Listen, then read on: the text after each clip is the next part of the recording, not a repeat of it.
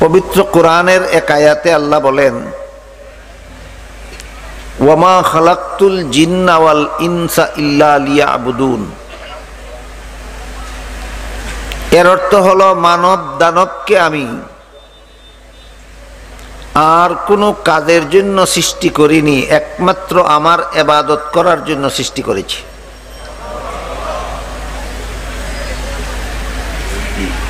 আল্লাহ পাক রব্বুল আলামিনের ইবাদত করার জন্য আমাদেরকে আল্লাহ সৃষ্টি করেছেন। কাজী একমাত্র আল্লাহর ইবাদত করাই মানুষের জীবনের একমাত্র কাজ। এখানে একটা প্রশ্ন জাগতে পারে, নামাজ, রোজা, হজ, যাকাত, কোরআন তিলাওয়াত, দোয়া, দুরুদ, তাসবিহ, তাহলিল, এইগুলি হলো ইবাদত। খাওয়া দাওয়া, নিদ্রা যাওয়া, পেশাব পায়খানা করা, এগুলি তো ইবাদত নয়, এগুলি সংসারের কাজ। তাহলে একমাত্র ইবাদত করার জন্যই যদি আল্লাহ আমাদের সৃষ্টি করে থাকেন, তাহলে সংসারের কাজগুলি এগুলি করার জন্য তো আল্লাহ আমাদের সৃষ্টি করেননি, এগুলি আমরা করি কেন? এমনকি সমস্ত নবী রসুলগণ যারা দুনিয়ার মানুষকে আল্লাহর ইবাদতের দাওয়াত দিয়েছেন জীবনভর, তারা নিজেরাও তো খাওয়া দাওয়া করেছেন, নবী রাসূলগণও তো পেশাব পায়খানা করেছেন। তারা কেন এই কাজগুলি করলেন? এই কাজগুলির জন্য তো আল্লাহ আমাদের সৃষ্টি করেননি। এই প্রশ্নের জবাব সহজে বোঝার জন্য আমি একটি উদাহরণ দিচ্ছি। দেখুন, এই বিশাল তাফসীরুল কোরআন সম্মেলনের আয়োজন শুধুমাত্র কোরআনের তাফসীর আলোচনা করার জন্য না, আর কোনো উদ্দেশ্য আছে? আর কোনো উদ্দেশ্য নাই। শুধুমাত্র কোরআনের তাফসীর আলোচনা করার জন্য যদি সম্মেলন হয়, তাহলে এখানে লাইটিং কেন? লাইটের নাম তো তাফসীর না। এখানে মাইক ফিট করা হলো কেন? মাইকের নাম তো তাফসীর না। এখানে প্যান্ডেল করা হলো কেন? মঞ্চ সাজানো হলো কেন? এগুলির নাম তো তাফসীর নয়। এসব প্রশ্নের একমাত্র জবাব, অন্যান্য আনুষঙ্গিক যত কিছু করা হয়েছে সবগুলি তাফসীর নয়, কিন্তু তাফসীরের সহায়ক। মাইকের নাম তাফসীর না, কিন্তু তাফসীরের সহায়ক।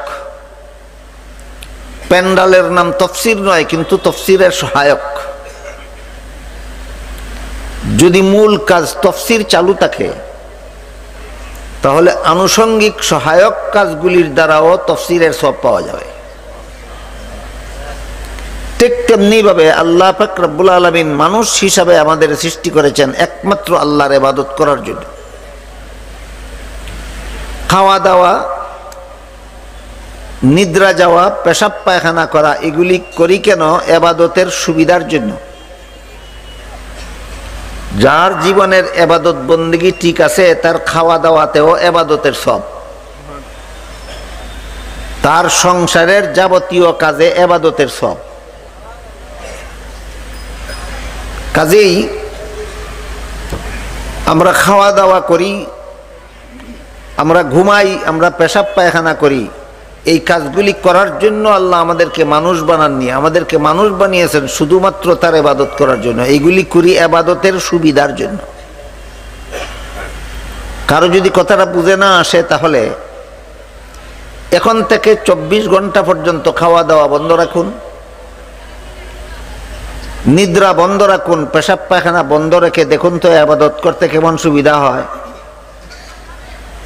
তাইলে বোঝা গেল আমরা এইগুলি করি উদ্দেশ্যমূলকভাবে না, ইবাদতের সুবিধার জন্য। তাই যার জীবনে ইবাদত ঠিক আছে, তার সংসারের কাজেও ইবাদতের সওয়াব হয়। এজন্য হাদিস শরীফে রাসূল করিম সাল্লাল্লাহু আলাইহি ওয়াসাল্লাম বলেন, কেউ যদি এশার নামাজ জামাতের সাথে পড়ে ঘুমায়, ইবাদতটা ঠিকমতো কইরা ঘুমাইল। ঘুম তো সংসারের কাজ ছিল, কিন্তু এশার নামাজটা জমাতের সাথে পড়লো, মানে ঠিক মতো এবাদতটা করে ঘুমানির কারণে রাসূল বলেন অর্ধেক রাতের ঘুম তার এবাদতে লেখা হয়ে যায়। আবার যখন ঘুম থেকে জাগার পর ফজরের নামাজটা জমাতের সাথে পড়ে, বাকি অর্ধেক রাতের ঘুমও তার এবাদতে লেখা হয়ে যায়। তারপরে রাসূল ব্যাখ্যা করে বলেন, কাজী যে ব্যক্তি এশার নামাজও জমাতে পড়ে ঘুমাইল, ঘুম থেকে জাগার পর ফজরের নামাজও জমাতের সাথে পড়ল, সেই ব্যক্তি এশার থেকে ফজর পর্যন্ত সারা রাত যত ঘুম ঘুমাইল, সারা রাতের ঘুম তার এবাদতে লেখা হয়। এই হাদিসের দ্বারা আমরা কি বুঝলাম? কেউ যদি ঠিক মতো এবাদতটা করে তাহলে তার সংসারের কাজেও এবাদতের সওয়াব, তার সংসারের কাজেও এবাদতের সওয়াব। কাজেই মানুষের জীবনের মূল কাজ একটাই, আল্লাহর ইবাদত করবে। এবার আমরা বোঝার চেষ্টা করি ইবাদত কোন জিনিসের নাম। যথারীতি আল্লাহর বিধিবিধান, আদেশ নিষেধ পালন করার নাম ইবাদত। আল্লাহ নামাজ পড়ার আদেশ করেছেন, তাই এটা একটা ইবাদত। আল্লাহ রোজা রাখার আদেশ করেছেন, তাই এটা একটা ইবাদত। আল্লাহ দোয়া করার আদেশ করেছেন, তাই দোয়া একটা ইবাদত। পক্ষান্তরে আল্লাহ সুদের কারবার নিষেধ করেছেন, সুদের কারবার না করা ইবাদত। ঘুষ খেতে নিষেধ করেছেন, ঘুষ না খাওয়া ইবাদত। মদ পান করতে নিষেধ করেছেন, সুতরাং মদ পান না করা ইবাদত। তাহলে এক কথায় আল্লাহর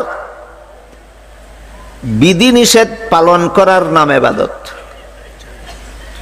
আল্লাহ যেসব কাজের আদেশ করেছেন সেই কাজগুলি করণীয় ইবাদত, যে কাজগুলির নিষেধ করেছেন সেগুলি বর্জনীয় ইবাদত। তাহলে ধর্ম কোনটা? সকল ইবাদতের সমষ্টির নাম ধর্ম। সকল ইবাদতের সমষ্টির নাম ধর্ম। এই কথাটা বোঝার জন্য আরেকটি উদাহরণ দিচ্ছি। দেখুন, আমার সামনে ফিট করা আছে মাইকের মাউথ পিস, এর সাথে সংযুক্ত আছে ওয়্যারের মাউথ পিস, বাঁধা আছে স্ট্যান্ডে। ওয়্যারের সংযোগ আছে হয়তো কারেন্টের সাথে, না হয় ব্যাটারির সাথে। অপর দিকে সংযোগ আছে হরনের সাথে। একটা হলো মাইকের মাউথ পিস, একটা হলো মাইকের স্ট্যান্ড, একটা মাইকের ওয়্যার, একটা মাইকের ব্যাটারি, একটা মাইকের হরন। তাহলে মাইক কোনটা? সবগুলির সমষ্টির নাম। ঠিক তেমনি ভাবে একটা ইবাদতের নাম নামাজ, একটা ইবাদতের নাম রোজা, একটা ইবাদতের নাম হজ, একটা ইবাদতের নাম যাকাত। তাহলে ধর্ম কোনটা? সবগুলির সমষ্টির নাম ধর্ম। সকল ইবাদতের সমষ্টির নাম হলো ধর্ম। এখন প্রশ্ন হলো, দুনিয়াতে ধর্ম একটা দুইটা নয় তো, অসংখ্য অগণিত ধর্ম দুনিয়াতে লক্ষ লক্ষ কোটি কোটি মানুষ পালন করে যাচ্ছে। আমাদেরকে আল্লাহ ইবাদতের জন্য সৃষ্টি করেছেন, এর মানে হলো ধর্ম পালনের জন্য সৃষ্টি করেছেন, যেহেতু সকল ইবাদতের সমষ্টি ধর্ম। আল্লাহ মানুষ সৃষ্টি করেছেন ইবাদতের জন্য, আর সকল ইবাদতের সমষ্টির নামই তো ধর্ম। কাজেই সব কথার অনিবার্য মর্ম দ্বারায় আল্লাহ মানুষ জাতিকে ধর্ম পালনের জন্য সৃষ্টি করেছেন। কিন্তু প্রশ্ন হলো, দুনিয়াতে তো ধর্ম একটা দুইটা নয়, কোন ধর্মটা পালনের জন্য আল্লাহ মানুষ সৃষ্টি করেছেন? এই প্রশ্নের খুব সহজ জবাব একটা হাদিসের দ্বারা বুঝতে পারবেন। হাদিসের মর্মটা আমি আশা করি আপনাদের সকলের জানা আছে।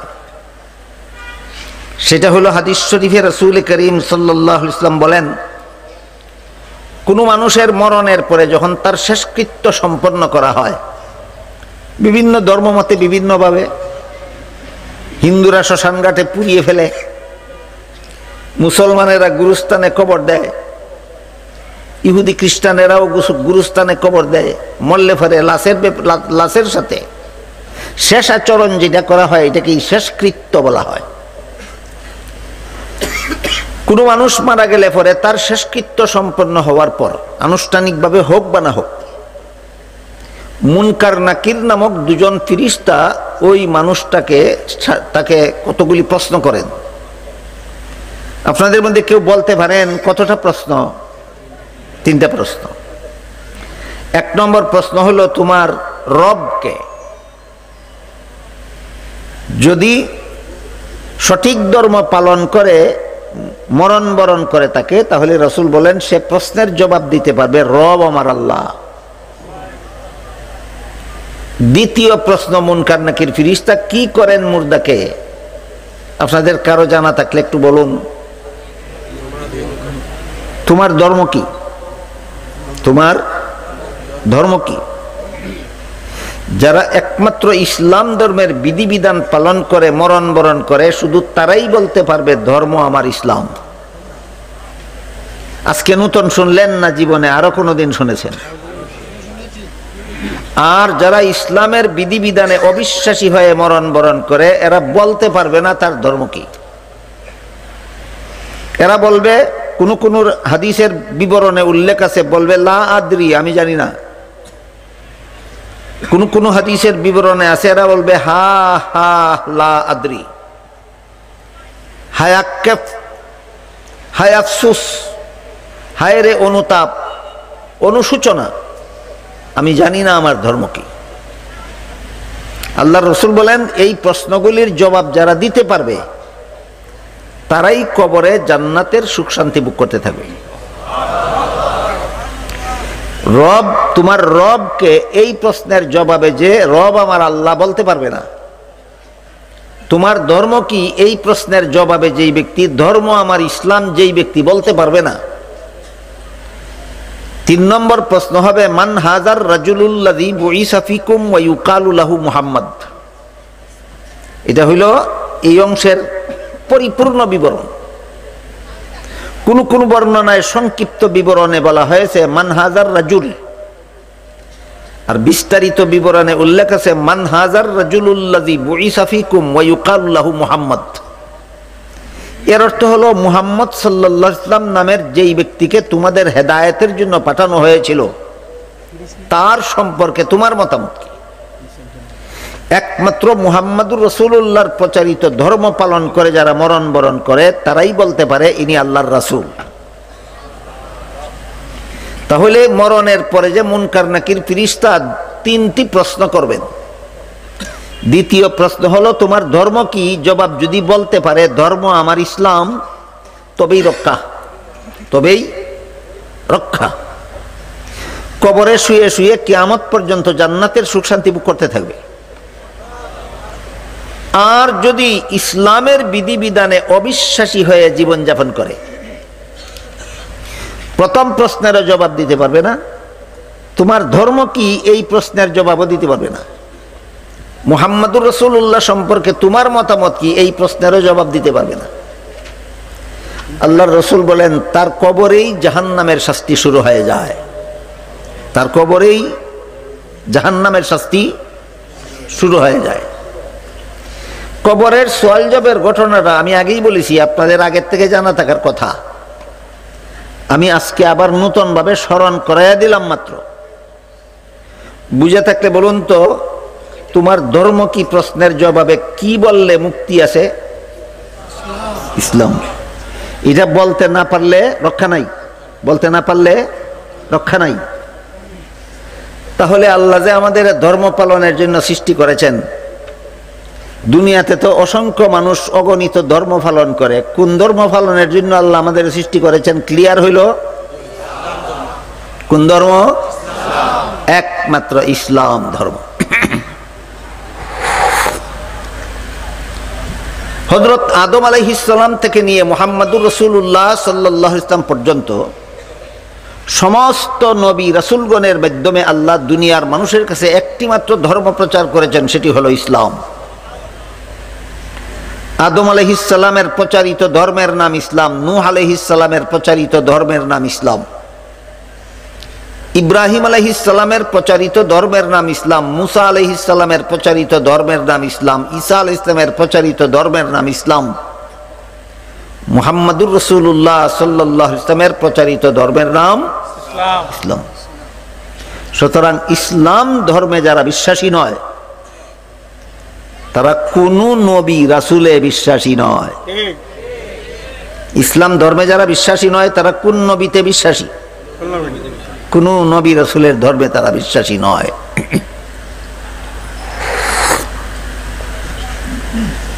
এই ব্যাপারে অনেক জরুরি কথা আছে আপনাদের সকলের শোনার, বুঝার, স্মরণ রাখার মতো, কিন্তু সব কথা একদিনে আলোচনা করা যায় না। কিছু আনুষঙ্গিক বিধিবিধান বিভিন্ন নবীর ইসলাম ধর্মে বিভিন্ন রকমের একটু ব্যবধান আছে। আনুষঙ্গিক বিধিবিধানে বিভিন্ন নবীর ইসলামে বিভিন্ন রকমের ব্যবধান আছে,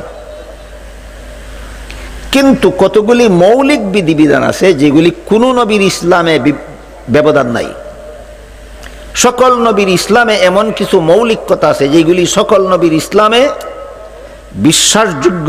কোন নবীর উম্মতে এই কথাগুলি বিশ্বাস না করলে সে মুমিন মুসলমান বলে গণ্য হবে না।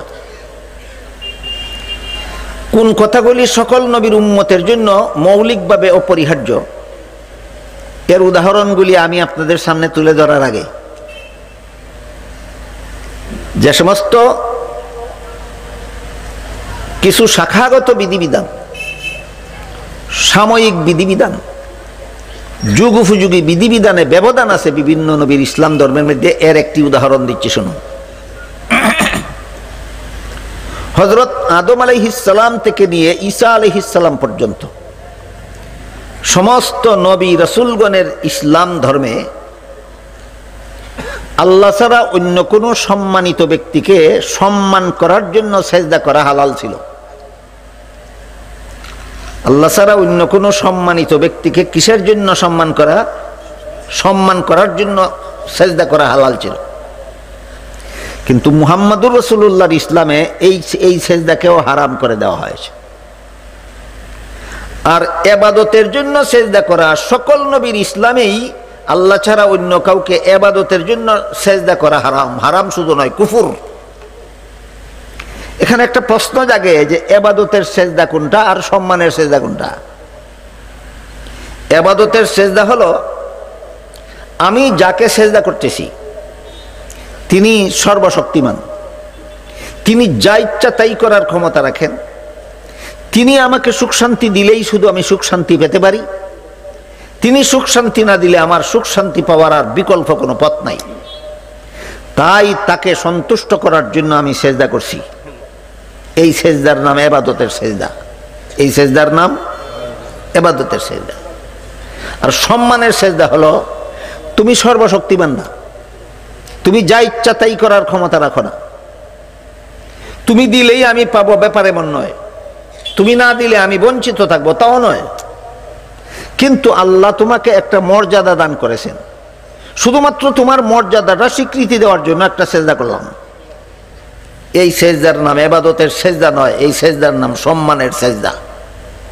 দুই প্রকার সেজদাকে আমি আপনাকে বুঝাতে পারলাম। আদম আলাইহিস সালাম থেকে ঈসা আলাইহিস সালাম পর্যন্ত সকল নবীর ইসলাম ধর্মে সম্মানের সেজদা আল্লাহ ছাড়া অন্য কাউকে করা হালাল ছিল। আর ইবাদতের সেজদা কোন নবীর শরীয়তেই আল্লাহ ছাড়া আর কাউকে করার অনুমতি ছিল না। কিন্তু মুহাম্মাদুর রাসূলুল্লাহর ইসলাম ধর্মে আল্লাহ ছাড়া আর কাউকে সম্মানের সেজদা করাকেও হারাম করে দেওয়া হয়েছে। এই পার্থক্যটা যারা বুঝে না এরা সমাজের মধ্যে একটা বিভ্রান্তি ছড়ায়। কি বিভ্রান্তি? এরা কোনো সময় আল্লাহকে সেজদা করে, কোনো সময় পীরকে সেজদা করে, কোনো সময় কবরকে সেজদা করে, কোনো সময় মাজারকে সেজদা করে।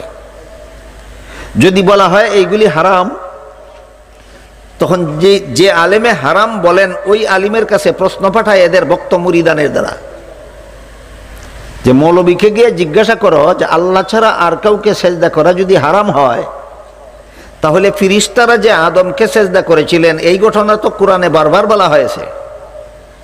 হারাম কাজ ফিরিস্তারা কিভাবে করলেন? আল্লাহই বা ফিরিস্তাকে হারাম কাজ করার আদেশ দিলেন কেন? এটা একটা শয়তানি প্রশ্ন। এই প্রশ্ন শুধু ভণ্ড পীরেরা তাদের ভণ্ড মুরিদানের দ্বারা করাইয়া থাকে। এই প্রশ্নের জবাব বোঝার জন্য আমি একটা সহজ উদাহরণ দিচ্ছি। দেখুন, আল্লাহ আদম হাওয়াকে যখন পৃথিবীতে পাঠালেন, তখন প্রতি বৎসর আদম হাওয়ার ঘরে 2টি করে জমা সন্তান জন্ম হতো।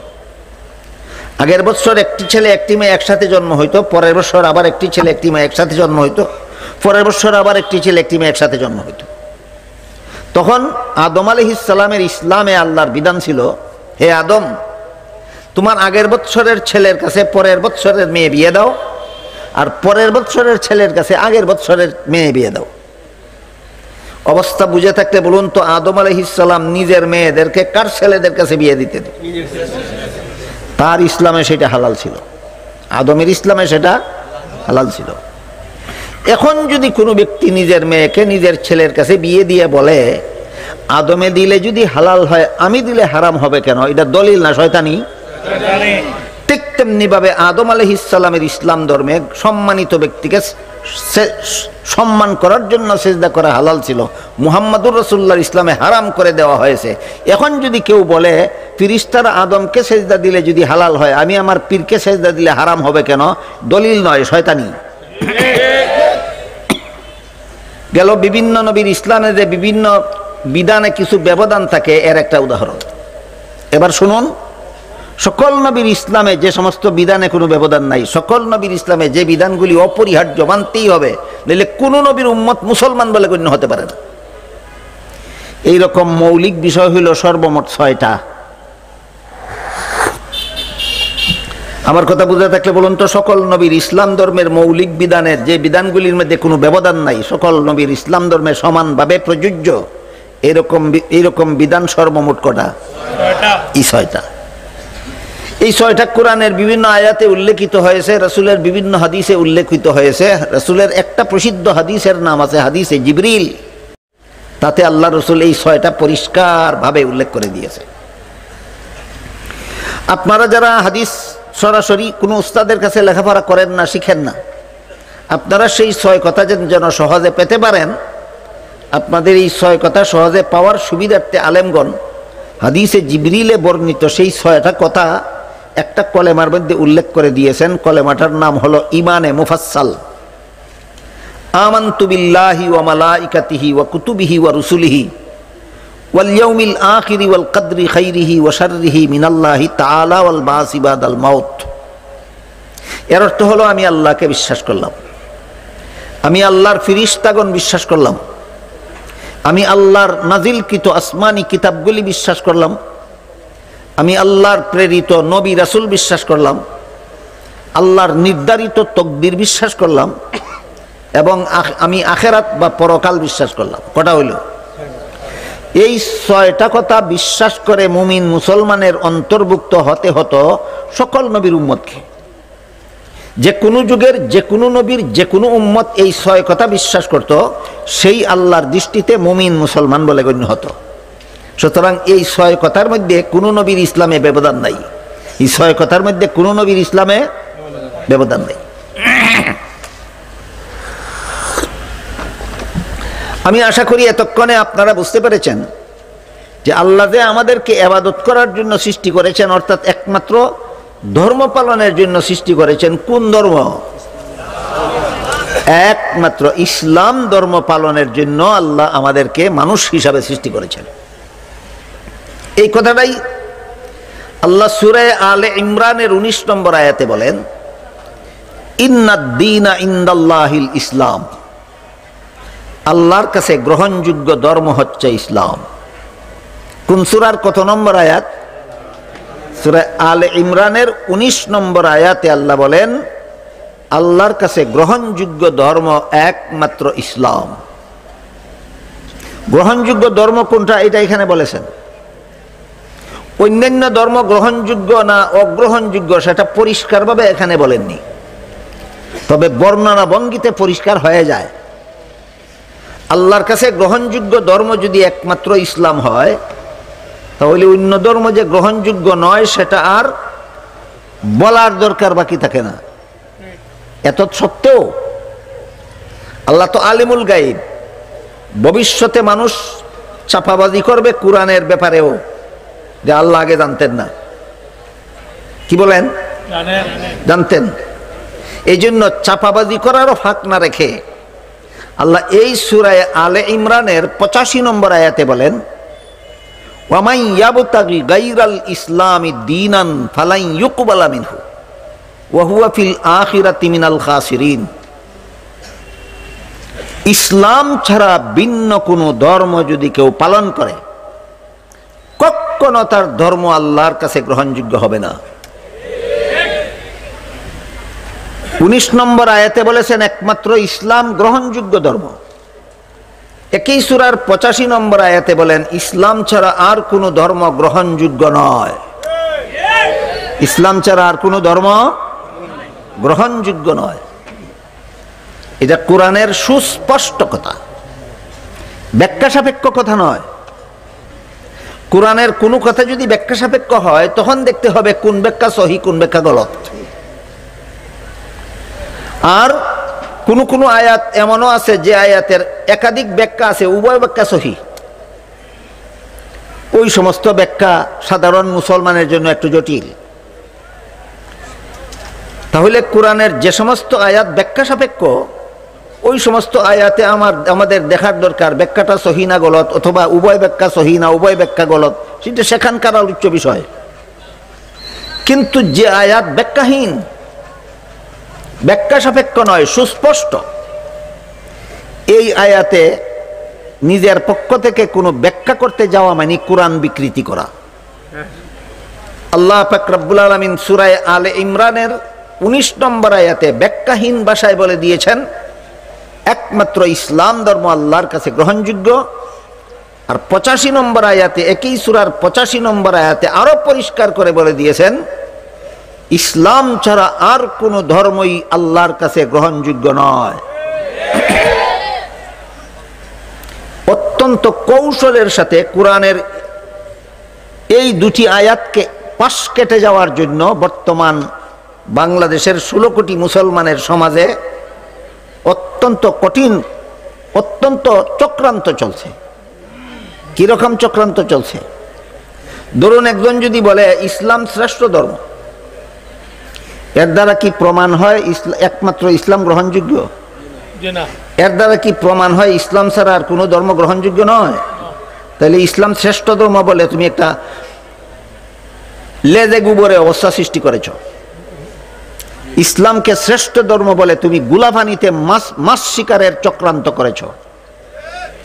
তোমাকে পরিষ্কার ভাষায় বলতে হবে ইসলাম ছাড়া আর কোনো ধর্ম আল্লাহর কাছে গ্রহণযোগ্য কিনা সেটা বলতে হবে। ইসলাম সম্পর্কে শ্রেষ্ঠ ধর্ম মন্তব্য করেই মুমিন মুসলমান হওয়া যাবে না যতক্ষণ পর্যন্ত একমাত্র ইসলাম ছাড়া আর কোনো ধর্ম আল্লাহর কাছে গ্রহণযোগ্য নয় এই কথাটা পরিষ্কারভাবে যতক্ষণ পর্যন্ত বলবে না ততক্ষণ পর্যন্ত কোরআনের প্রতি তোমার ঈমান নাই, কোরআনের প্রতি যার ঈমান নাই সে মুসলমান নয়।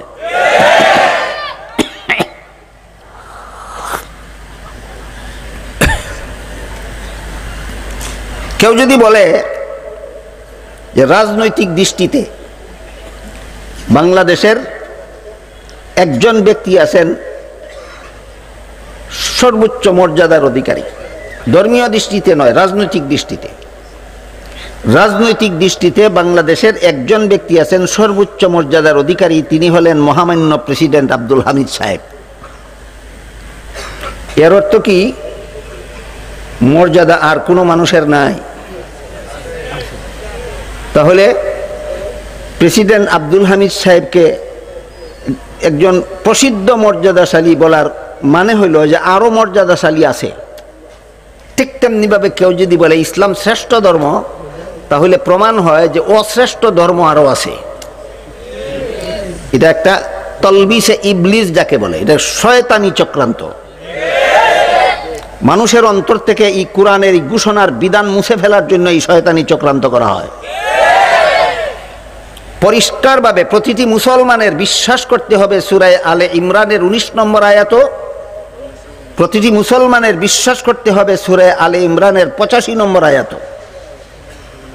একমাত্র ইসলাম গ্রহণযোগ্য ধর্ম এইটাও পরিষ্কারভাবে বিশ্বাস করতে হবে।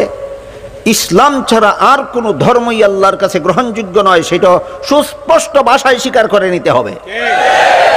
যেই এই কথা স্বীকার করবে না সেই কোরআনের সূরা আলে ইমরানের 85 নম্বর আয়াত মানে না, যে কোরআনের কোনো একটি আয়াত মানে না, সে কখনো মুসলমান হতে পারে না। এখন আরেকটা জটিল প্রশ্নের জবাব আপনাদের সামনে তুলে ধরার চেষ্টা করব। সেটা হলো, আমরা এতক্ষণে জানলাম বুঝলাম যে সূরা আলে ইমরানের 19 নম্বর এবং 85 নম্বর আয়াতে আল্লাহ সুস্পষ্ট দুটি ঘোষণা দিয়েছেন। একটি হলো একমাত্র ইসলাম আল্লাহর কাছে গ্রহণযোগ্য ধর্ম, আর একটি হলো ইসলাম ছাড়া কোনো ধর্মই আল্লাহর কাছে গ্রহণযোগ্য নয়। কিন্তু সূরাতুল বাকারার 256 নম্বর আয়াতে আল্লাহ বলেন, লা ইকরাহা ফিদ্দীন। এর অর্থ হলো ধর্মের বেলায় বল প্রয়োগ চলবে না। সমস্ত ধর্মাবলম্বীকে যার যার ধর্ম পালনের স্বাধীনতা দিতে হবে। সমস্ত ধর্মাবলম্বীরা দুনিয়াতে আপন আপন ধর্ম পালনে স্বাধীন। কোন সূরার কত নম্বর আয়াত? সূরাতুল বাকারার 256 নম্বর আয়াত।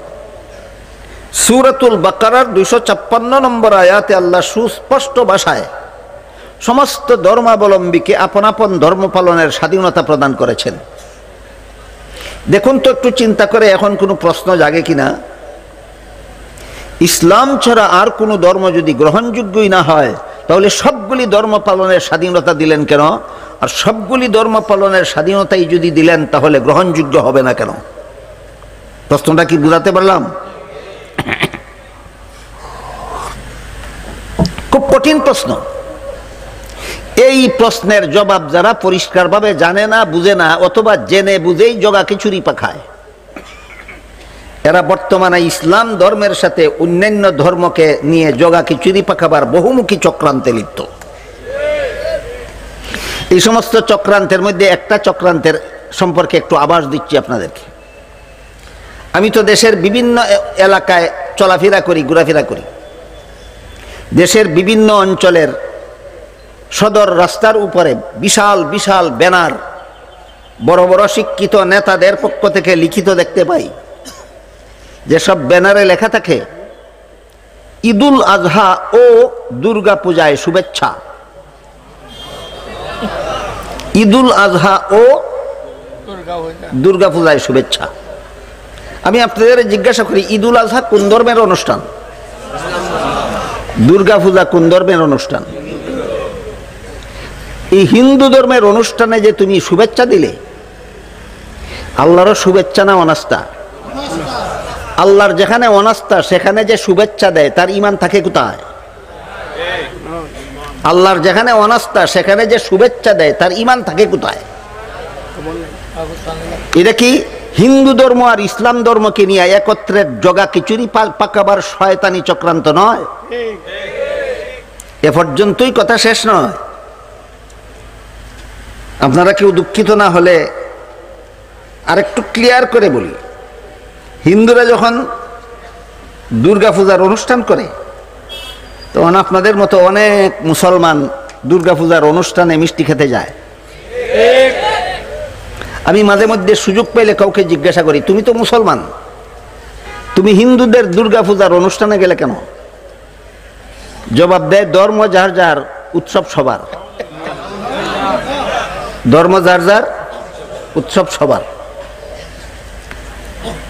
একটু সময়ের জন্য আমি কথাটা মেনে নিলাম, স্থায়ীভাবেই মেনে নিলাম না, একটু সময়ের জন্য, একটু সময়ের জন্য আমি কথাটা মেনে নিলাম। হযরত ইব্রাহিম ইসলাম মুশরিকদেরকে বলেছিলেন, তোমরা যে বলো সূর্য বড় খোদা, একটু সময়ের জন্য আমি মেনে নিলাম। এইভাবে একটু সময়ের জন্য মেনে নেওয়া হয় কেন? এটা যে বাতিল, এটা প্রমাণ করার জন্য। একটু সময়ের জন্য মেনে নেওয়া হয় কি বাস্তবে, না বাতিল প্রমাণের জন্য? বাতিল প্রমাণের জন্য। আমি একটু সময়ের জন্য মেনে নিলাম, ধর্ম যার যার, উৎসব সবার। তাহলে মুসলমানেরাও হিন্দুদের দুর্গা পূজার মিষ্টি খেতে যাবে? হিন্দু, হ্যাঁ, যেহেতু মেনে নিলাম, যেহেতু মেনে নিলাম, কাজেই মুসলমানেরাও হিন্দুদের দুর্গা পূজার মিষ্টি খেতে যাবে। হিন্দুদেরকেও মুসলমানের কুরবানির গরুর গোশত খাওয়ার জন্য আসতে হবে, যেহেতু ধর্ম যার, অনুষ্ঠান সবার, উৎসব সবার। কিন্তু কোনো হিন্দু কোনোদিন আমাদের কুরবানির গরুর গোশত খেতে আসে না। তাহলে এই কথাটা, ধর্ম যার যার, উৎসব সবার, এটা কি ফিট হইল না আনফিট? উর্দু ভাষায় একটা প্রবাদ আছে, তেরে জু হে মেরে হ্যাঁ, মেরে জু হ্যাঁ। মুসলমান যাবে পূজার মিষ্টি খাইতে, আর হিন্দু আসবে না গরুর গোশত খাইতে। কেন? যে তেরে জু হে মেরে হে, মেরে জু হে এর মতো করো। কাজে আমি জিজ্ঞাসা করি আপনাদেরকে, কেউ যদি বলে কৃষিকাজ যার যার, ফসল সবার, কোন বুতে মানবে?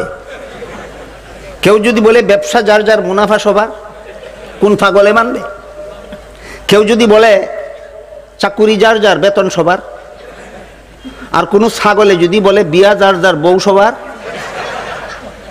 এইগুলি যেমন ফাগলামি আর ছাগলামি কথা, নাকি বলেন? ঠিক তেমনি ভাবে ধর্ম যার যার, উৎসব সবার, এটা ফাগলামি আর ছাগলামি কথা ছাড়া আর কিছু নয়।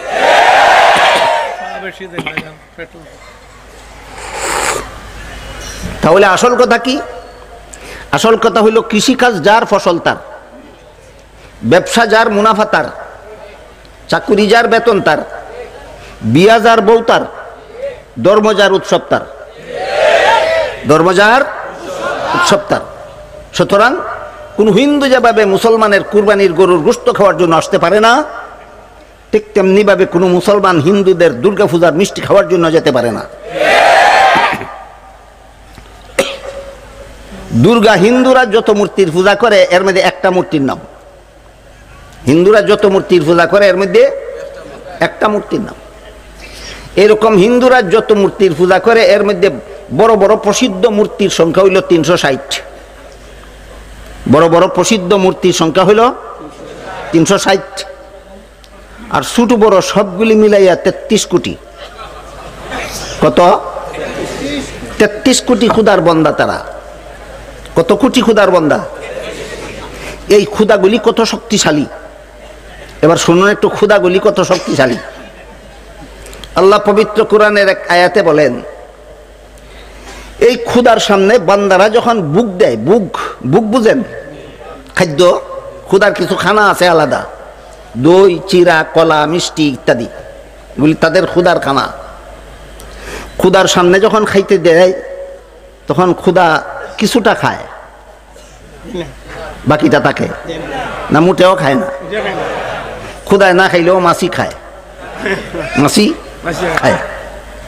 খুদার খানা খুদায় তো খাইতে পারে না, খুদার খানা যখন মাছিয়ে খায়, খুদা মাছিকে বলতেও পারে না, এই মাছি বলে আমার খানা তুই খাইস না। মাছি তারাইবে দূরের কথা, বলতেও পারে না। ঘটনার বিবরণ দিয়ে আল্লাহ কোরআনে বলেন, দাউফাত তালিবু আল মাতলুব, তোরার বিবেকরে জিজ্ঞাসা কর, তোরার খুদা মাছি তারাইতে পারে না, তোরা তো কমপক্ষে মাছিটা তারাইতে পারস। কি বলেন? তোরা যারা পূজা করস মাছিটা তো খেদাইতে পারস, তোর খুদায় তো মাছি খেদাইতেও পারে না। তাহলে বেশি দুর্বল বন্দা না বেশি দুর্বল খুদা?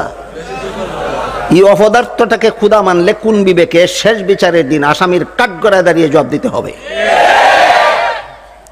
এই জন্য আল্লাহ পাক রব্বুল আলামিন পবিত্র কোরআনের এক আয়াতে বলেন, ইন্নাকুম ওয়া মা তা'বুদুনা মিন দুনিল্লাহি হাসাবু জাহান্নাম।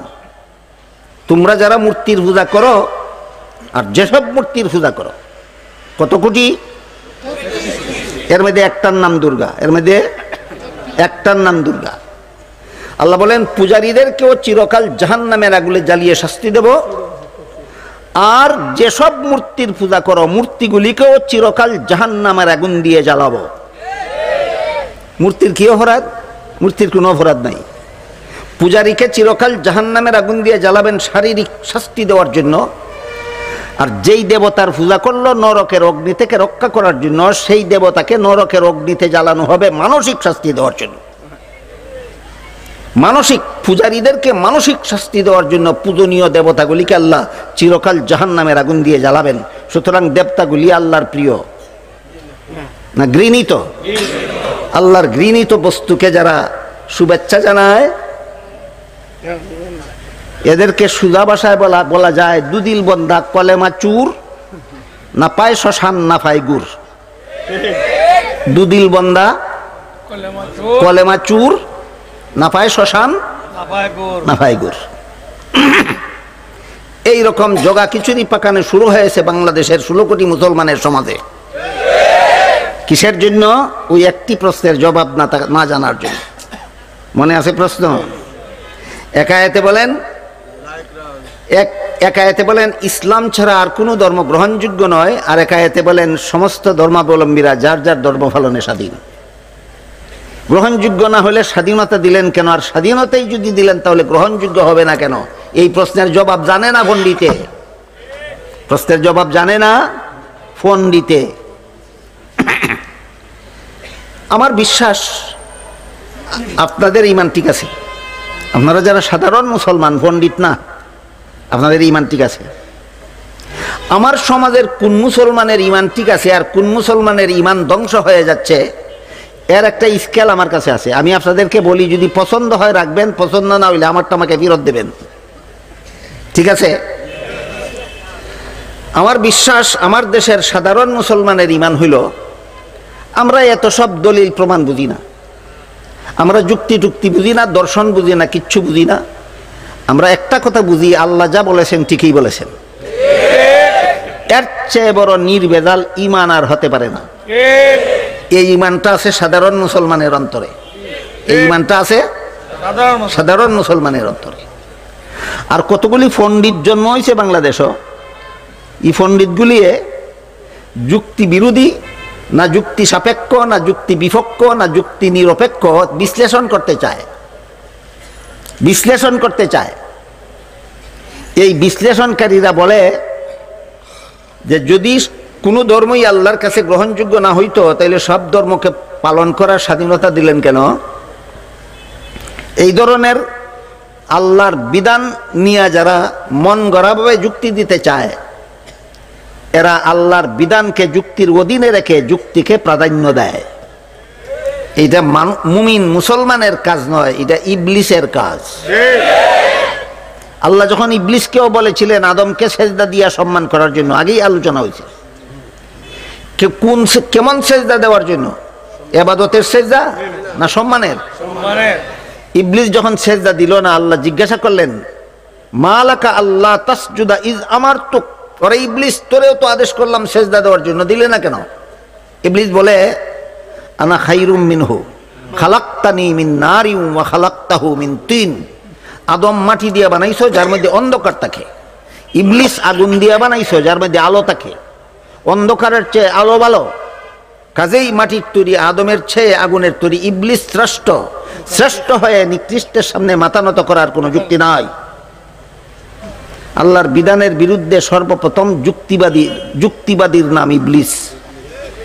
আল্লাহর বিধানের বিরুদ্ধে সর্বপ্রথম যুক্তিবাদীর নাম ইবলিস। হ্যাঁ, এই ব্যাপারে আরো কথা আছে, আমি আগেই বলেছি একদিনে সব কথা বলা যায় না।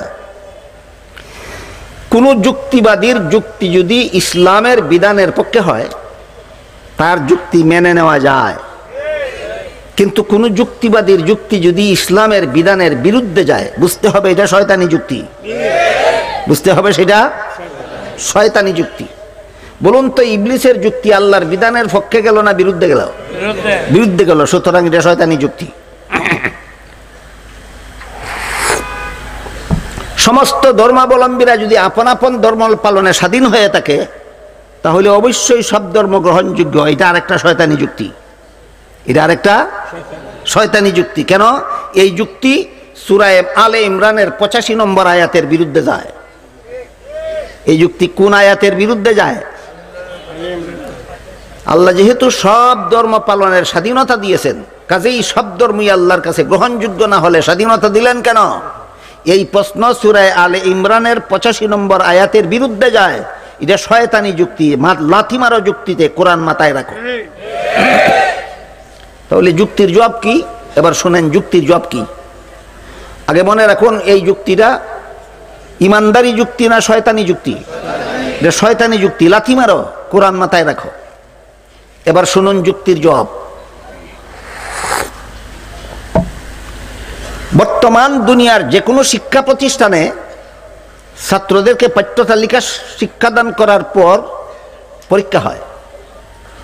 কোনো শিক্ষা প্রতিষ্ঠানে যদি ছাত্রদেরকে শুধু পড়ানো হয়, পরীক্ষা হয় না, এটা শিক্ষা প্রতিষ্ঠান এটা গ্রহণযোগ্য কোনো শিক্ষা প্রতিষ্ঠান নয়। কাজেই উল্লেখযোগ্য শিক্ষা প্রতিষ্ঠান যেগুলি আছে, গ্রহণযোগ্য যত শিক্ষা প্রতিষ্ঠান পৃথিবীতে বর্তমানে আছে, সবগুলি শিক্ষা প্রতিষ্ঠানে ছাত্রদের পাঠ্য তালিকা সমাপ্ত করার পর পরীক্ষা হয়। ছাত্ররা যখন পরীক্ষার হলে প্রশ্নপত্র হাতে নিয়ে বসে, আপনাদের জানা মতে বলুন তো, সব ছাত্ররাই কি পরীক্ষার প্রশ্নের সঠিক জবাব লিখতে পারে? না, অনেকে ভুলও লেখে। ভুল লেখলে কি বাধা দেওয়ার কোনো অধিকার আছে? বাধা দেওয়ার অধিকার নাই মানে ফাঁস করবে? তাহলে যেই ভুল লেখার দ্বারা ফাঁস করবে না, এখানে বাধা দেওয়া যাবে না কেন?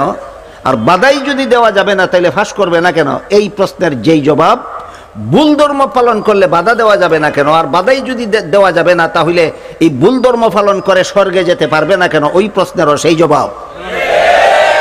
উভয় প্রশ্নের একই জবাব। জবাবটা হইল নিয়ম রক্ষার জন্য। পরীক্ষার হলে ছাত্র ভুল লেখলে নিশ্চয় ফেল করবে, তবুও বাধা দেওয়া যাবে না, নিয়ম রক্ষার জন্য। বুঝলেন আপনারা আমার কথা? পরীক্ষার হলে ছাত্ররা ভুল লেখলেও বাধা দেওয়া যাবে না, যদিও এই ভুল লেখার ফলাফল গোড়ার ডিম ছাড়া আর কিছু নাই, তারপরও তাকে বাধা দেওয়া যাবে না। কেন? গ্রহণযোগ্যতার কারণে না, নিয়ম রক্ষার জন্য। ঠিক তেমনি ভাবে দুনিয়াতে ইসলাম ছাড়া যত ধর্ম আছে সবগুলি বাতিল, সবগুলি বাতিল। এই বাতিল ধর্ম পালন করতে বাধা দেওয়া যাবে না কেন? এই প্রশ্নেরও সেই জবাব। এবার বলুন কেন? নিয়ম রক্ষার জন্য, গ্রহণযোগ্যতার কারণে নয়। এই সুযোগে যদি কোনো ছাত্র প্রশ্নের জবাব ইচ্ছা মতো ভুল লেখে, তাহলে যেভাবে তার কপালে গুড়ার ডিম ছাড়া আর কিছু নাই, ঠিক তেমনি ভাবে এই সুযোগে যদি কেউ ইচ্ছা মতো ইসলাম ছাড়া আর কোনো ধর্ম পালন করে, আল্লাহ বললেন ওয়াহুয়া ফিল আখিরাতি মিনাল খাসিরিন, পরকালে তোমার কপালে চিরস্থায়ী জাহান্নাম ছাড়া আর কিছু নাই।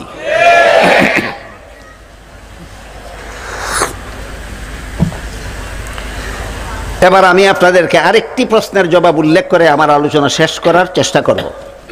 সেটা হইল, ইসলাম ছাড়া আর কোনো ধর্মই যদি আল্লাহর কাছে গ্রহণযোগ্য না হয়, তাহলে সাম্প্রদায়িক সম্প্রীতি বলতে কি বোঝায়?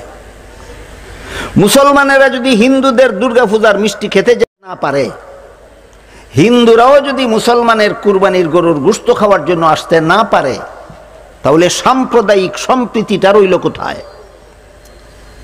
আমার অবস্থা দেখে মনে হয় যে সাম্প্রদায়িক সম্প্রীতি যারা জফে, এরা সাম্প্রদায়িকও গুড়ার ডিম বুঝে না, সম্প্রীতিও গুড়ার ডিম বুঝে না।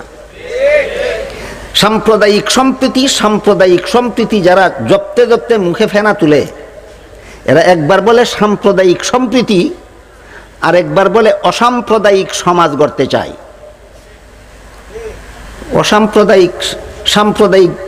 সাম্প্রদায়িকতা থাকলে তো সাম্প্রদায়িক সম্প্রীতি হবে, আর সাম্প্রদায়িক সম্প্রীতি যদি হয়, তাহলে অসাম্প্রদায়িক সমাজ কোন গুড়ার ডিমের নাম?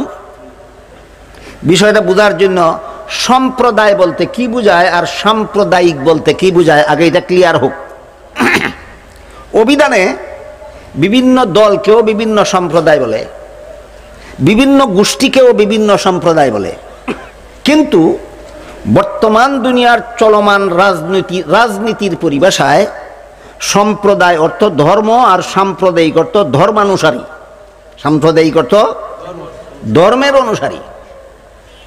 ধর্মের অনুসারী যদি সাম্প্রদায়িক হয়, ধর্মের অনুসারীরা যদি সাম্প্রদায়িক হয়, তাহলে ইসলাম ধর্মের অনুসারীরা মুসলমান সম্প্রদায়, মূর্তি পূজা ধর্মের অনুসারীরা হিন্দু সম্প্রদায়, বৌদ্ধ ধর্মের অনুসারীরা বৌদ্ধ সম্প্রদায়, ইহুদি ধর্মের অনুসারীরা ইহুদি সম্প্রদায়, খ্রিস্ট ধর্মের অনুসারীরা খ্রিস্টান সম্প্রদায়। অসাম্প্রদায়িক রইল কোথায়? সুতরাং অসাম্প্রদায়িক সমাজ গড়ার জিকির যারা জফে, ওজিফা যারা জফে, গুড়ার ডিমও বুঝে না অসাম্প্রদায়িক কাকে বলে। এই রাজনৈতিক পরিভাষায় অসাম্প্রদায়িকতার একমাত্র অর্থ হইল নাস্তিক। যার কোনো ধর্ম নাই সে অসাম্প্রদায়িক, যার কোনো ধর্ম নাই সে অসাম্প্রদায়িক। বলেন আপনাদের কি কোনো ধর্ম আছে? তাহলে আপনারা অসাম্প্রদায়িক না সাম্প্রদায়িক? হিন্দুদের কি কোনো ধর্ম আছে না নাই? আছে, গ্রহণযোগ্য নয়, আছে, তাহলে তারাও সাম্প্রদায়িক। বৌদ্ধদের ধর্ম আছে, তারাও সাম্প্রদায়িক। ইহুদিদের ধর্ম আছে, তারা সাম্প্রদায়িক। খ্রিস্টানদের ধর্ম আছে, তারা সাম্প্রদায়িক। অসাম্প্রদায়িক বলতে কিছু নাই, একমাত্র নাস্তিকরা হইল অসাম্প্রদায়িক। যাদের কোনো ধর্ম নাই তারা অসাম্প্রদায়িক। এই কথা বুঝলে পরে আমরা সাম্প্রদায়িক সমাজ গড়তে চাই, এই স্লোগানের অন্তর্নিহিত রহস্য বের হয়ে আসে। আমরা ধর্মহীন সমাজ গড়তে চাই, অসাম্প্রদায়িক সমাজ গড়তে চাই। স্লোগানের অন্তর্নিহিত চক্রান্তমূলক অর্থ হলো আমরা ধর্মহীন সমাজ গড়তে চাই।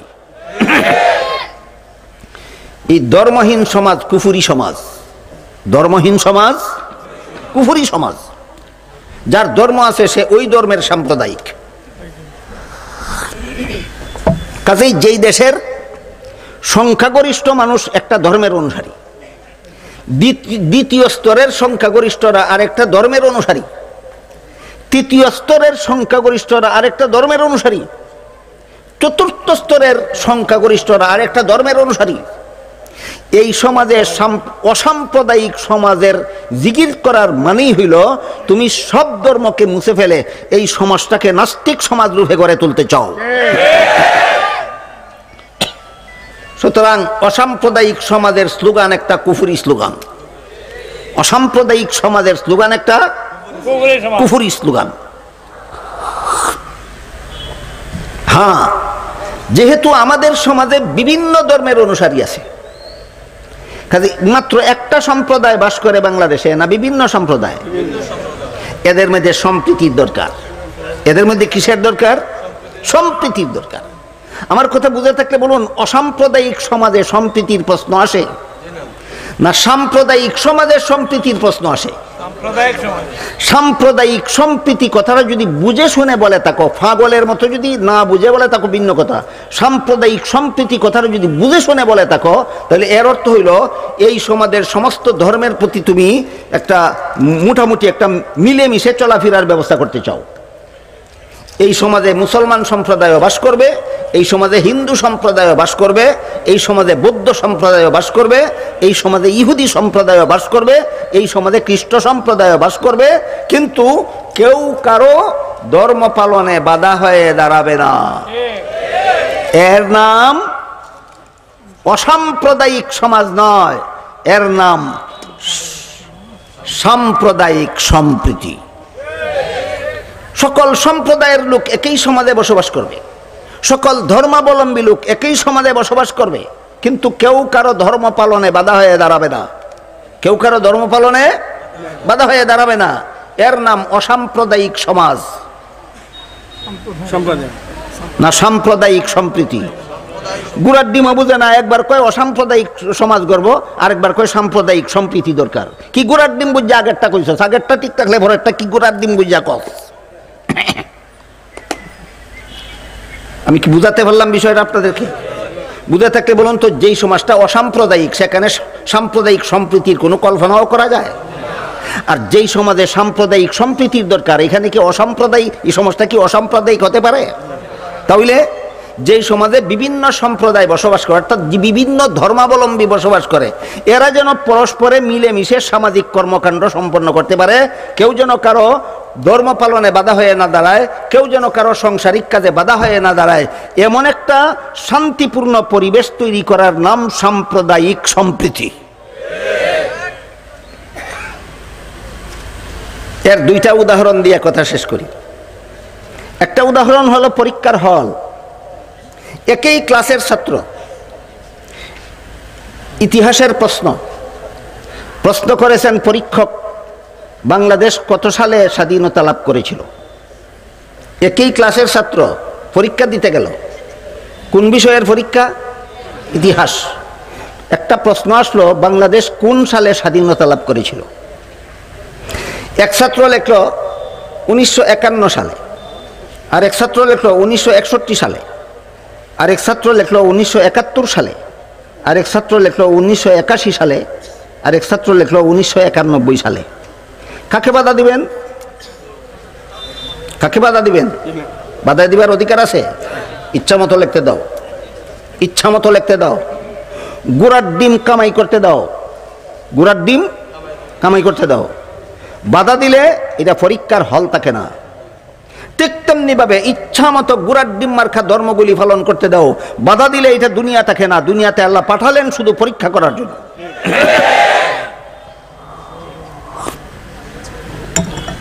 বাধা দিবে না, কেউ কারো লেখায় বাধা দিবে না, কিন্তু কেউ কারো সাথে ঝগড়াও করতে পারবে না।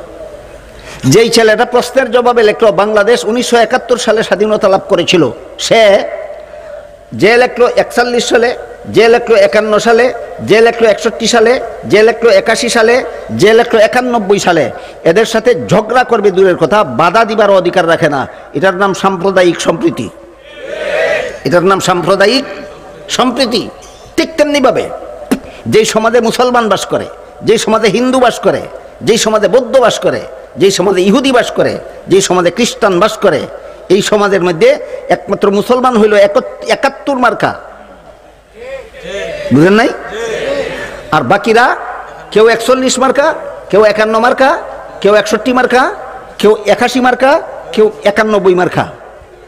যার যার মার্কা নিয়ে যার যার গুড়ার ডিম কামাই করো, কিন্তু কেউ কারো বিরুদ্ধে ঝগড়া করতে যাবে না, কেউ কারো এই মার্কা অর্জন করতে বাধা হয়ে দাঁড়াতে পারবে না। এইটার নাম অসাম্প্রদায়িক সমাজ নয়, এটার নাম সাম্প্রদায়িক সম্প্রীতি।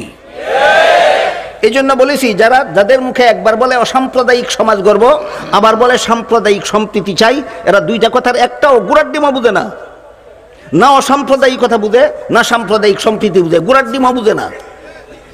অথচ আপনাদেরকে এই গুলিগুলি আপনাদের মুখে মুখে চালু করতে চায় কেন? একটাই ষড়যন্ত্র, মনে মনে দুষ্টামি একটাই, মানুষকে ধর্মহীন বানাও। মনে মনে একটাই ষড়যন্ত্র, কি? মানুষকে ধর্মহীন বানাও। এবার আমি আপনাদেরকে জিজ্ঞাসা করি, মুহাম্মাদুর রাসূলুল্লাহ সাল্লাল্লাহু আলাইহি ওয়াসাল্লাম 53 বছর বয়সে মক্কা শরীফ থেকে হিজরত করে মদিনা শরীফ গেছিলেন, শুনেছেন আরো কোনোদিন? সেখানে যাওয়ার পরে তিনি একটা রাষ্ট্র প্রতিষ্ঠা করেছিলেন, এটাও শুনেছেন কোনোদিন? রসুলের সেই রাষ্ট্রকে পরিচালনার জন্য পৃথিবীর ইতিহাসে সর্বপ্রথম ব্যক্তি ছিলেন মুহাম্মাদুর রাসূলুল্লাহ, যিনি রাষ্ট্র পরিচালনার জন্য লিখিত সংবিধান তৈরি করেছিলেন। মুহাম্মাদুর রাসূলুল্লাহর পূর্ববর্তী কোনো রাজা বাদশাহ লিখিত সংবিধানের দ্বারা দেশ শাসন করত না, মুখস্থ কতগুলি কথার দ্বারা দেশ শাসন করত। আমার কথা বুঝে থাকলে বলুন তো, পৃথিবীর ইতিহাসে সর্বপ্রথম রাষ্ট্র পরিচালনার জন্য লিখিত সংবিধান তৈরি করেছিলেন কে? মুহাম্মাদুর রাসূলুল্লাহ সাল্লাল্লাহু আলাইহি ওয়াসাল্লাম। মুহাম্মাদুর রাসূলুল্লাহর তৈরি করা সেই সংবিধানের নাম ছিল মদিনা সনদ। কি নাম? মদিনা সনদ। পরবর্তীতে পৃথিবীতে যত রাষ্ট্রে রাষ্ট্র পরিচালনার জন্য সংবিধান তৈরি হয়েছে, সবাই মদিনা সনদের কিছু না কিছু অনুসরণ করে সংবিধান তৈরি করেছে। কাজেই বর্তমান বিশ্বের সবগুলি রাষ্ট্রের সংবিধানের জন্য আদর্শ হলো মুহাম্মাদুর রাসূলুল্লাহর মদিনা সনদ। রাসূল করিম সাল্লাল্লাহু আলাইহি ওয়াসাল্লাম যে মদিনা সনদ নামে রাষ্ট্র পরিচালনার জন্য যে লিখিত সংবিধান তৈরি করেছিলেন, সেখানে পরিষ্কার ভাষায় উল্লেখ ছিল, মদিনার মুসলমানেরা যেমনভাবে ইসলাম ধর্ম পালনে স্বাধীন, ঠিক তেমনিভাবে মদিনার ইহুদিরাও ইহুদি ধর্ম পালনে স্বাধীন। মুসলমানেরা ইহুদিদের ধর্ম পালনে বাধা দেবার অধিকার রাখে না, ইহুদিরাও মুসলমানদের ইসলাম ধর্ম পালনে বাধা দেবার অধিকার রাখে না। সাম্প্রদায়িক সম্প্রীতি নূতনভাবে দিল্লির মিষ্টির ঘর থেকে লাড্ডুর মতো কিনে নিতে হবে না? ঐতিহাসিক মদিনা সনদে উল্লেখ আছে। মদিনা সনদ মেনে নিতে বুথে ধরে কেন? মদিনা সনদ মেনে নিতে বুথে ধরে কেন? মদিনা সনদে আল্লাহ রাসূল সারা পৃথিবীর রাষ্ট্র পরিচালনার সংবিধানের জন্য মদিনা সনদ আদর্শ হিসাবে রেখে গেছে। মদিনা সনদে আরো উল্লেখ ছিল, মদিনায় বসবাসকারী ইহুদিদের বাহিরের কোন শত্রু যদি ইহুদিদের উপর হামলা করতে আসে, মদিনার মুসলমানেরা মদিনার ইহুদিদের পক্ষ হয়ে ইহুদির শত্রুদের মোকাবেলা করতে হবে।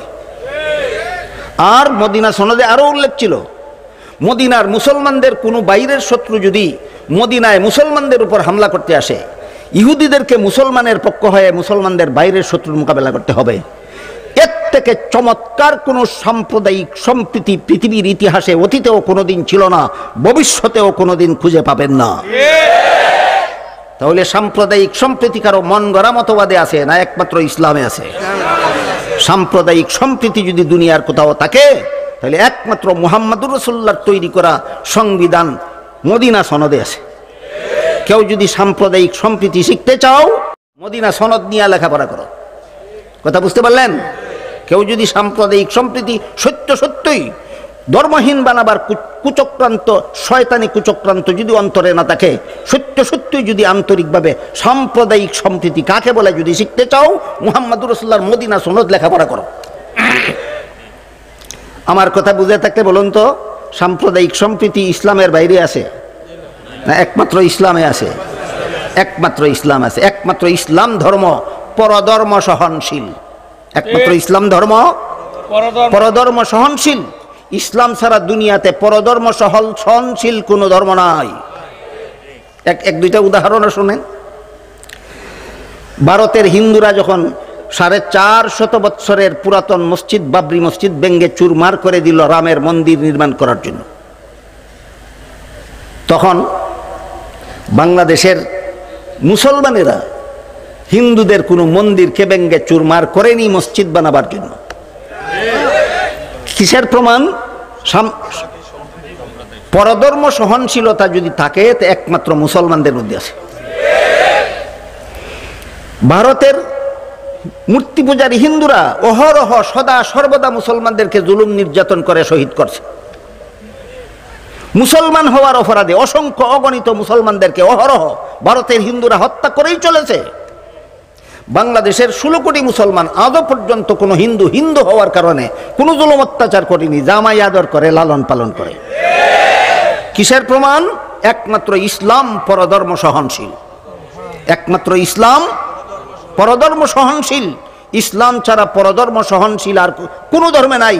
কারণ সত্যিকারের সাম্প্রদায়িক সম্প্রীতি ইসলাম ধর্মে আছে, এই জন্য ইসলাম পরধর্মে সহনশীল। ফিলিস্তিনের দিকে তাকান।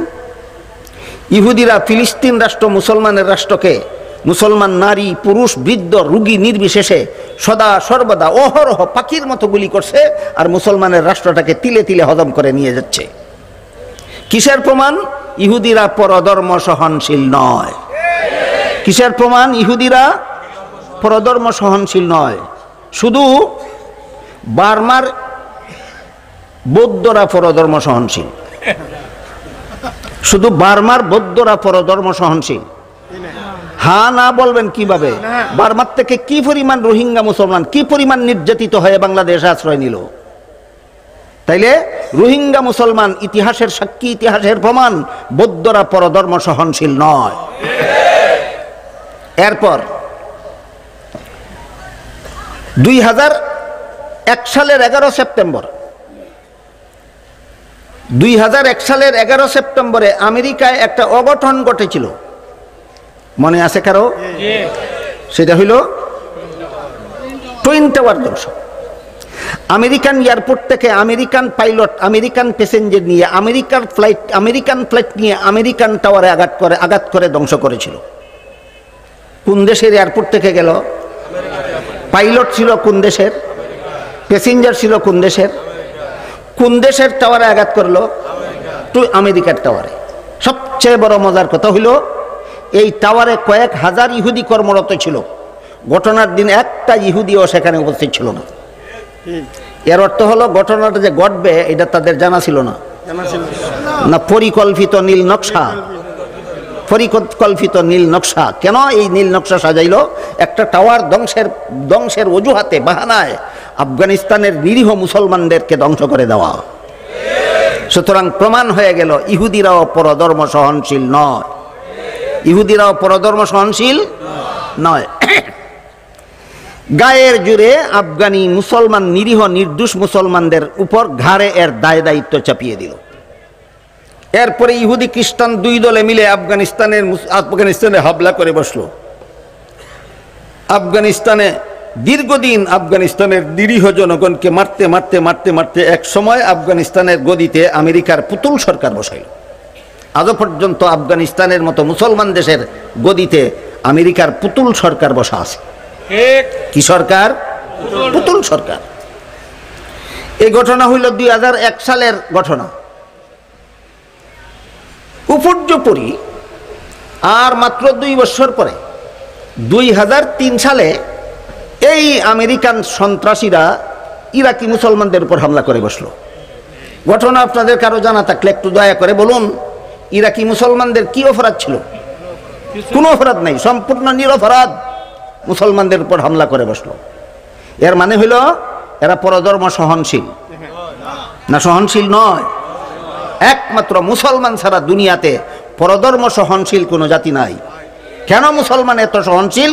কারণ আল্লাহ সূরাতুল বাকারার 256 নম্বর আয়াতে সুস্পষ্ট ঘোষণা দিয়েছেন, সাম্প্রদায়িক সম্প্রীতি রক্ষা করো। কি রক্ষা করো? সাম্প্রদায়িক সম্প্রীতি রক্ষা করো। তাফসীরের কিতাবে একটা চমৎকার একটা ঘটনা দেখেছি আমি। হযরত উমর ফারুক রাদিয়াল্লাহু আনহুর শাসনামলে একটা বৃদ্ধা মহিলাকে, খ্রিস্ট ধর্মে বিশ্বাসী একটা বৃদ্ধা মহিলাকে হযরত উমর বলেছিলেন, তুমি তো বৃদ্ধা হয়ে গেছো, মরণের আগে আগে ইসলাম ধর্ম গ্রহণ করো, জাহান্নাম থেকে বাঁচতে পারবে। বৃদ্ধা মহিলা বলল, কেন? আমার পূর্বপুরুষরা খ্রিস্ট ধর্ম পালন করে মরেছে, আমারও এখন মরণের সময়, আমি ইসলাম ধর্ম গ্রহণ করবো কেন? আমি ইসলাম ধর্ম গ্রহণ করব না। তখন হযরত উমর ইচ্ছা করলে ওই মহিলাকে বেত্রাঘাত করে মুসলমান বানাতে পারতেন, কিন্তু এই মহিলা এই জবাব দেওয়ার পরে উমর টু শব্দটি করেননি। টু শব্দটি করেননি। যখন আমেরিকান সন্ত্রাসীরা, বিশ্ব সন্ত্রাসীরা 2003 সালে ইরাকি মুসলমানদের উপর নির্বিচারে হামলা চালালো, তখন বিশ্বের বিবেকবান যারা তারা আমেরিকান সন্ত্রাসীদেরকে জিজ্ঞাসা করলো, কোন অপরাধে তোমরা আফগানি মুসলমানদের উপর হামলা করলে? কোন অপরাধে তোমরা ইরাকি মুসলমানদের উপর হামলা করলে? এই প্রশ্নের সরল জবাব, সঠিক জবাব, সাম্প্রদায়িক সম্প্রীতি না থাকার কারণে। খ্রিস্টানদের মধ্যে সাম্প্রদায়িক সম্প্রীতি নাই, এরা পরধর্ম সহনশীল নয়, এই জন্য আফগানিস্তানেও হামলা করেছে, ইরাকেও হামলা করেছে। বিশ্বের বিবেকবানরা যখন এই আমেরিকার সন্ত্রাসীদেরকে প্রশ্ন করলো, কোন অপরাধে এদেরকে হামলা করেছ, কারণ দর্শাও, কারণ দর্শাতে না পেরে আরেকটা শয়তানি করেছে।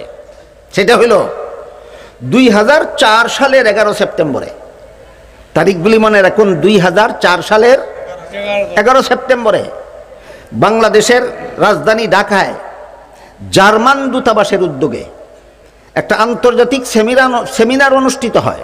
সেই সেমিনারের আলোচ্য বিষয় ছিল সন্ত্রাস দমন। এখানের মূল লিখিত বক্তব্য পাঠ করার জন্য জার্মান থেকে খ্রিস্ট ধর্মে বিশ্বাসী প্রফেসর হ্যান্সকে আমন্ত্রণ করে আনা হয়। প্রফেসর হ্যান্স তার বক্তৃতায় 2004 সালের 11 সেপ্টেম্বর ঢাকাস্থ জার্মান দূতাবাসের উদ্যোগে আয়োজিত সেই সেমিনারে প্রফেসর হ্যান্স তার মূল বক্তৃতায় বলে, ইসলাম সূচনাকাল থেকেই সন্ত্রাস লালন করে এসেছে, ইসলামের নবী মুহাম্মদ নিজেই ছিল সন্ত্রাসী। কাজেই তোমাদেরকে হামলা করার জন্য নতুন কোনো অপরাধের দরকার নাই, তোমাদের নবী মুহাম্মদ সন্ত্রাসী ছিল, এটাই তোমাদেরকে হামলা করার জন্য যথেষ্ট। এই সবগুলি ঘটনা প্রমাণ করে যে মুসলমান ছাড়া আরও কেউ দুনিয়াতে পরধর্ম সহনশীল আছে? নাই। সুতরাং মুসলমানকে পরধর্ম সহনশীল বানাইল কোন জিনিস? পবিত্র কোরআনের সূরাতুল বাকারার 256 নম্বর আয়াত।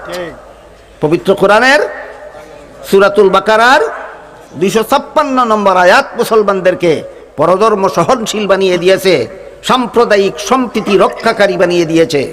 কাজেই সাম্প্রদায়িক সম্প্রীতি থাকলে একমাত্র মুসলমানদের মধ্যে আছে, পরধর্ম সহনশীলতা থাকলে একমাত্র মুসলমানদের মধ্যে আছে।